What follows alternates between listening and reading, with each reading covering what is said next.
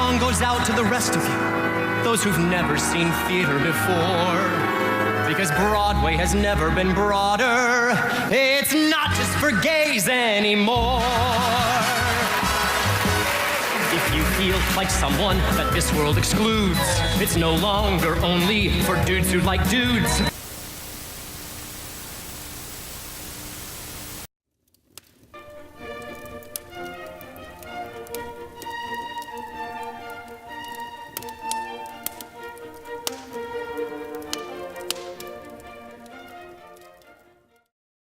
Is reviewing something a few weeks after it came out considered late these days?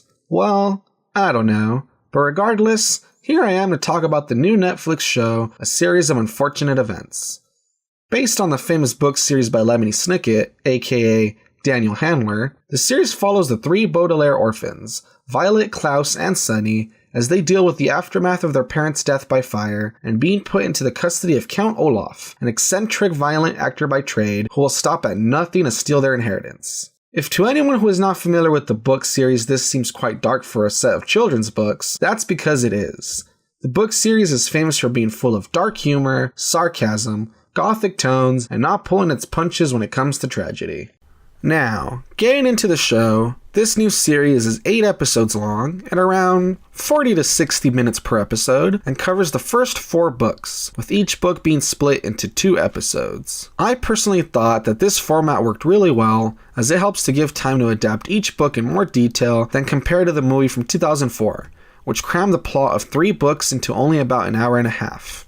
And adapt they did. As with any other interpretation of source material, sure, things here and there were changed or omitted or added that were not there before, but as a reader of the book series, I still felt that they got the overall tone of the series down quite nicely. From actors to set pieces to music, I feel that a lot of effort was put into this new show, and I appreciate it. I mean, Neil Patrick Harris as Count Olaf definitely steals the spotlight, and it is great to see him bring his all to the performance. Likewise, Patrick Warburton does a great job of bringing the dry wit of Lemony Snicket's narration to life. Of course, at around this point, I know people will bring up the 2004 movie starring Jim Carrey and start to compare the two works, asking which is better and if the new series is even worth watching when we have the old movie. And to that, all I have to say is that people really need to stop comparing things so much. I mean, these two works are totally different from each other. One is a movie trying to cover as much content as possible, while the other is an episodic television series that can take more time to cover content. One has Jim Carrey performing in that manic way that only Jim Carrey can do, while the other has Neil Patrick Harris acting and singing it up in only a way that he can. Sure, the movie had some stuff that I like better, such as this Jim Carrey moment. Hello, hello, hello. I am your beloved Count Olaf. My dear Violet. Or how Jude Law portrayed a more mysterious Lemony Snicket compared to an out-in-the-open one like Patrick Warburton, but they are each still good in their own way. That is not to say that the show does not have any problems, so let me address those really quick. For starters, if you're looking for something cheery and with a happily ever after way of thinking, then this is not it. Strange for what can be considered a children's story, but part of the appeal.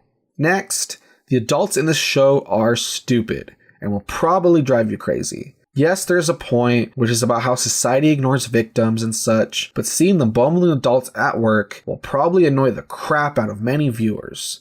So just some heads up. Another thing to watch out for is the humor, as the dry wit, sarcasm, and cynicism might not be for everyone. Finally, while I think that Neil Patrick Harris does a great job as Count Olaf, for some it may be hard to separate him from his role as Barney Stinson, especially when some Barneyness pokes through, such as here. What this is? It looks like a list. Wrong! It's a list. When it comes down to it, I guess what I would have to say is this. If you hated the 2004 movie, then hey, this is new and different, and I think you should give it a chance. If you really liked the 2004 movie and are unsure if you should watch this, think of it this way. What better than imagining that the torch got passed on and you enjoying this series covering all the books to completion?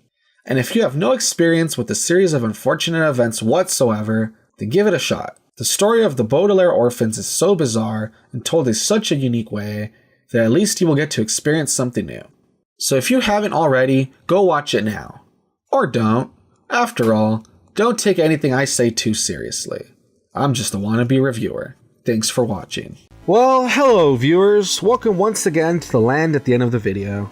I had hoped to have a video up a bit sooner, but I tried to do this other thing, and it was kind of a piece of trash and had to be thrown out. But hey, there's a video up now, right? What did you all honestly think? Does it deserve a like, a dislike, a share? Please, please, please let me know. You can even comment your opinion below. And hey, if you think I did well, why not subscribe and ring that bell? Until the next one, why not check out my previous video reviewing the book The Disaster Artist? Or check out my Shantae review next. Both should be on screen as I speak. Speaking of which, once again I would like to give thanks to Broken X Note for the artwork.